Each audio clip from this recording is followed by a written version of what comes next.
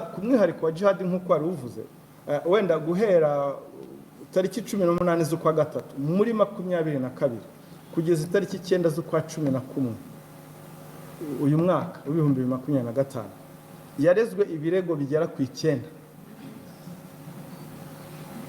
Ibirego bigera ku 9, ariko mu busesenguzi bw'ubugenzacyaha 6 nibyo byari inshinjacyaha, 3 ni imbonezamubano. Kumva ko ya mpano yahanwa, biracyakorwaho iperereza niba hari uruhare yaba yaragize kuba ayo mashusho yaba yaragiye hanze. Uruhare rwe igihe ruzagaragara ko hari uruhare yagize rwo kuba ayo mafoto ye, uruhare ruri direct kuba ayo mashusho ye yaba yaragiye hanze, we n'uwo bari hamwe bazakurikirana. Cheetah Magic. Yego Theo, murakoze. Mukivuga ku bijyanye n'imbuga nkoranyambaga, hari ibintu bimaze iminsi mwagiye munabikomozaho by'abantu bifata amashusho y'urukozasoni. Mu biheruka abantu ntabwo bagiye bavugaho rumwe ku bijyanye no kuba amashusho y'urukozasoni yakwirakwijwe.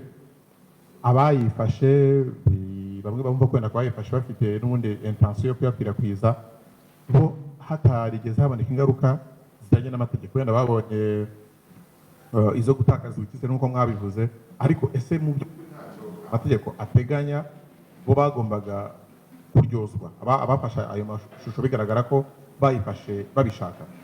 Ikindi, ese abari gukurikiranwa nibo bayakwirakwije kuruta abandi, cyangwa se hagendewe iki kugira ngo uyu munsi abatawe muri yombi bariho batawe muri yombi? Murakoze.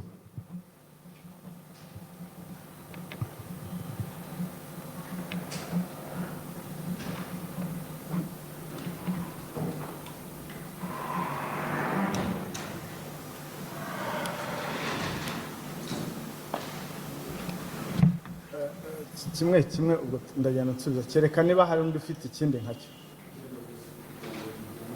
Yego. Arakoze Theo, wenda mwunganiye nitwa Emi nkorera igihe. Nababaza, hari 5 bamaze gutabwa muri yombi, iperereza rigeze he? Ese hari abandi wenda muri gukurikirana, cyangwa bariya nibo mwafashe nibo bahari bari gukorwa iperereza cyangwa se bajyanwa mu nkiko? Niko konyine nashaka kumwunganira kubabaza n'iperereza rigikomeje. Murakoze. Theo na Emi, murakoze kuri icyo kibazo muvuga cy'amashusho y'urukozasoni twabonye yagiye azerera muri rubanda hanze. Ni amashusho ya wa muhanzi uwo rizagwira Florien, uzwi ku izina rya Yampano. Mu by'ukuri ubirebye iyi kese ni skando, cyo bita skando. Muri bagenzi bari aho ngaho ndabona hariho abifashe mu maso, biteye isoni koko, biteye isoni. Ni skando. Hari n'igihe dutinya ubura n'uburyo wavuga ku bintu nka biriya. Nk'ubugenzacyaha tukiyabona twabanje gukeka kuri ya musore ashobora kuba afite ikibazo, kuko utekereza ko ikibazo mvuga cyo kuba hari ibintu biri kumukoresha,